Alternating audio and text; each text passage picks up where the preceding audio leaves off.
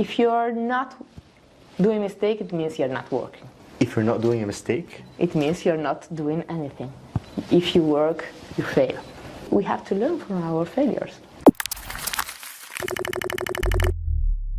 اهلا بكم في محطة جديدة من MVP Stations. MVP Stations بتتكلم عن ال most valuable players. ودلوقتي عندنا most valuable player فرانشيسكا تشيروتي. Yes. فرانشيسكا تشيروتي جايه لنا من ميلان من ايطاليا، ودي محطة من المحطات اللي احنا وقفنا فيها في idex السنة دي. والحلو في idex ان احنا مش بس بنشوف ال MVPs اللي موجودين في مصر, but we also see people that come from all around the world in Cairo. So it's such a pleasure for me to be here with you, Francesca. Thank you for inviting me. Our pleasure. For those of you who don't know, Francesca, it's not the first time for you to be here. No, it's the second. Second time. Yes. And we're very grateful to be with the most valuable player that comes here quite often. So then we can always, touch points with you and talk more and understand what is lying underneath the tip of the iceberg of success that you are if at you the moment. say so. Well, I like your humility, and I want to actually ask you a very simple question, which is, what is your story? Simple. Long In story. 2 minutes. I'll make it even harder. No, okay. I graduated in Brescia, which is a university which is in northern Italy. And then I got there my PhD in materials for the engineering, so dentistry plus engineering, and a blonde is a strange mix. But anyway, since then I started working in Brescia, and I was into restorative dentistry. Mm-hmm. And then I had a flash, I met Fabio Gorni, which is my mentor, and he is like 100% endodontics. And so I got from him an offer to go to Milan and to go and see what he was doing in his practice. So zero insurance, I would have done something, just all in. You can go, you try, and I said, okay, I'm fine. So I left everything, I moved to Milan, and I started going to his practice, and I actually loved endodontics. And since then, I became part of his team, and I was in Style Italiano Endodontics since day one, and that really helped me improving and succeeding, because you are in touch with colleagues from all over the world, and you can exchange doubts, tips and tricks, everything. So it's amazing. That is amazing. And I actually like the fact that you were in a very good team, in a very good circle. I remember once the saying that says you are the average of the 5 people you spend the most amount of time with. And the average is very clear. Yeah. All right, so how about we take a step back a bit and we understand what is the story that makes Francesca the person that she is today? It's a mix of being extremely dedicated to what you love.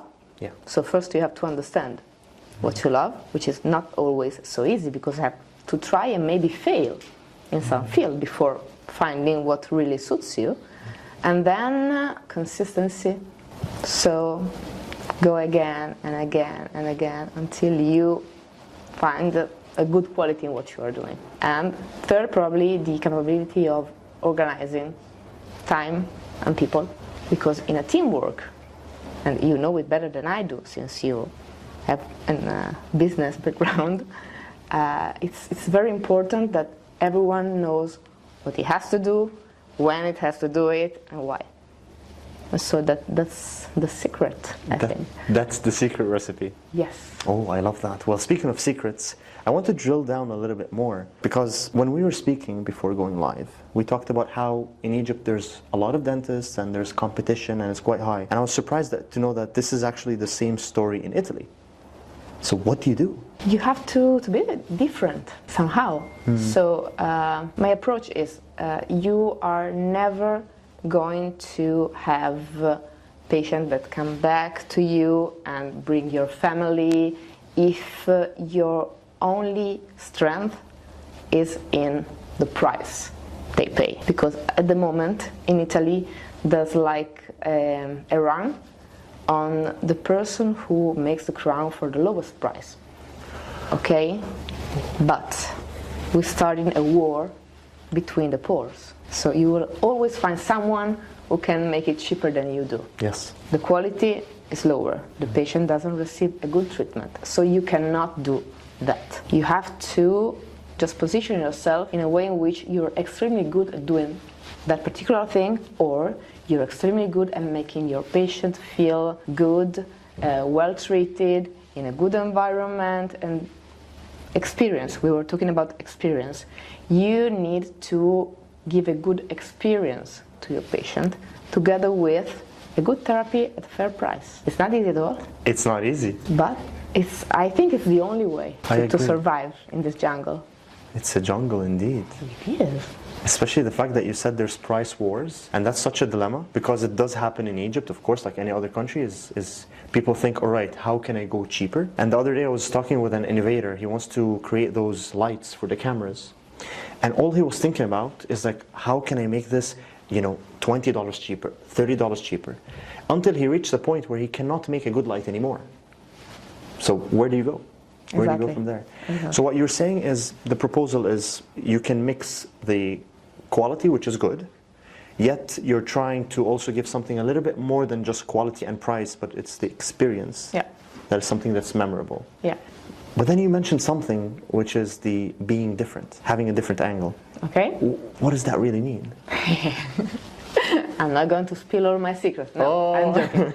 I'm joking. It means that it's really depending on the area in which you are. Because if in my area, 95% of dentists in a compromised tooth make an extraction and an implant, and I save the tooth, that's where I'm different. Or if 95% of people make, aligners, and you are an orthodontics, and you do a very good lingual orthodontics, you can give another plan, another point of view, another option to your patient.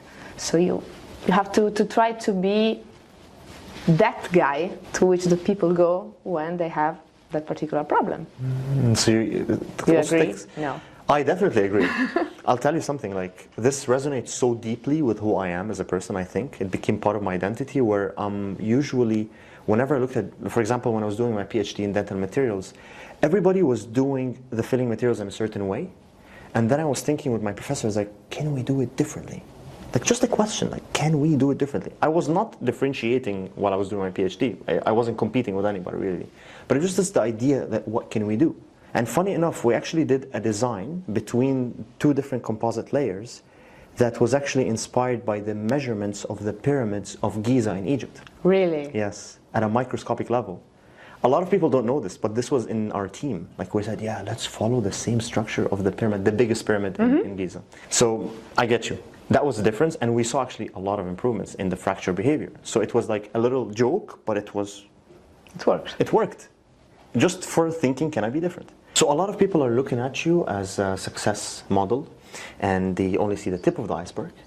And now I'm a bit like more interested to know not just the successes that you're going through, but also what are the challenges that Francesca faces at the moment. Okay, I think it's the challenges that every working mom faces. I mean, you have to balance your career, family, and all the rest.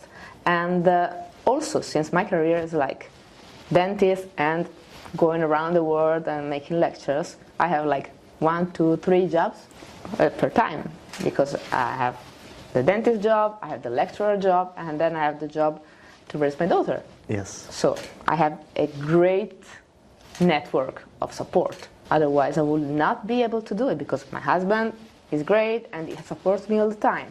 My family helps me when I'm not there. So that's one challenge. And the other challenge is to fit everything into 24 hours. So you have to be organized. Yes. That's the only thing. And don't sleep much. And don't sleep much. That's the other thing. So be organized and don't sleep. So coffee. Or coffee. Oh, there's amazing Italian coffee. Yes. Yeah, espresso. Espresso. Oh, mamma mia. Okay, so then I want to ask you a little bit more about style Italiano endodontics. And the philosophy behind it. Yeah. The philosophy behind Style Italiano shade guides and Style Italiano endodontics is the same. To be fair, feasible, teachable, and repeatable. So we want to give to every dentist the possibility to provide good quality treatments in a way that is reproducible by everyone. And so few instruments, few landmarks that you have to follow in order to achieve a good treatment. And it works because many people that follow us then get back to us and say, okay, I did like that, and effectively it works. So it's a good pleasure for us because we like to educate, and we chose social media, so Facebook, YouTube, website, etc., to reach the largest amount of people, because you cannot do that in one-to-one or in courses in person. So like this, it's easier, it's quicker. Of course, you cannot only rely on what you read on the web. You also have to study, read books, and practice. But I think it's a good recipe. Definitely a good recipe. And I think I like what you guys are doing also here, because the conventional way is that you find a good dentist, and then you follow them and shadow them and watch from them and learn from them. And I think that's also a route that you have taken yourself. Yeah. But then I feel that there's also a jump where you are taking all your secrets and you're sharing it at scale. Yeah. Using the power of online, using the power of social media. Yeah. And this is hopefully what we're trying to do at MVP Stations as well, is to get this and share it at scale. Because you mentioned something about like the levels of dentistry that you can have. Yeah. Can you share that again? That it's not important if only a couple of people can reach the 10 in a certain procedure. 10 out of 10. 10 out of 10, okay. Yes. The good thing would be if many people could reach 7, 8, because still you provide good quality treatments, and it's a win-win situation, because you win, the patient win, and it's good for everyone. Absolutely. And about the mentor, yes, you still need it, I think, above all in the beginning of your career.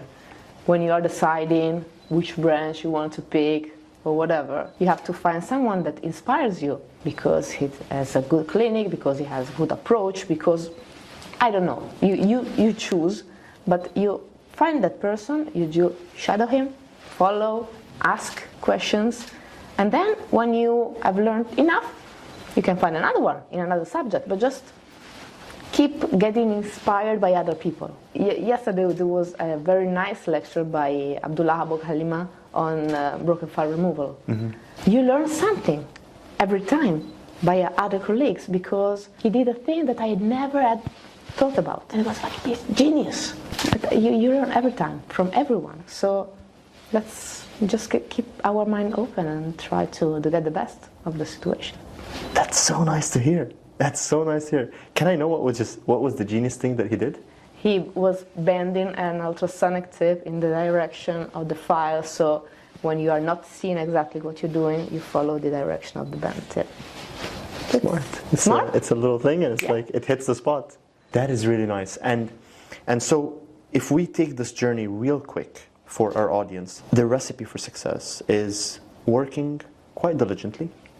And you're juggling a lot of things already. You did not say, all right, you know what, I have a child and I can't do anything else in my life. And you weren't like, you know what, I'm going to leave my child alone and focus on my career. But you actually want to do both at the same time. And then you're also traveling around the world giving all those sessions. So what I can see is one thing, it's so clear that you're doing this, that you're putting in the time and effort. You're not taking any shortcuts in the hard work. No. And then the other one was you're learning from the best people. You're always learning from people, and the best people can be all around the world. As you just said, you're in Egypt, you hear a lecture, and you're like, I'll take this one, and I'll apply it to me. Yeah. Then the third thing is you want to share also this knowledge. So you're also sharing it as a team. And I think, are you also sharing it on your own? Like, are you teaching? Yeah, the University of Brescia, I'm a tutor at the Master in Endodontics. So it's very nice because, above all, in the clinical part, you just dedicate yourself to one student. And you follow him, in the case, from A to Z, and so you never leave his side. You allow him to do his own way, because I don't believe in being a freak, a control freak. I say, no, you have to do like this, otherwise you're messing it up. Because there are many ways to go from A to B. Mm-hmm. So you can have your own way, I can have my way, but we both can succeed. But then, at the same time, you're there just in case they need something. So I think that's important as well in teaching. Just allow the people to go with their own pace, in their own way, and be there if they need you. I got you. Okay, so this is a bit problematic because I feel sometimes a fresh young graduate wants to really do things my way, and then they can hear feedback that is not really resonating with them. What form of advice do you give them when they behave that way? The thing is, when they behave in that way, they're not gonna listen to you, even if you give them the best advice in the world. So you let them fail. And when they fail, you analyze the reasons for the failure. That's the only way that I find, because it's useful. We all have had failures in our lives. What makes us improve is when we understand where we failed and we don't repeat the same mistake again.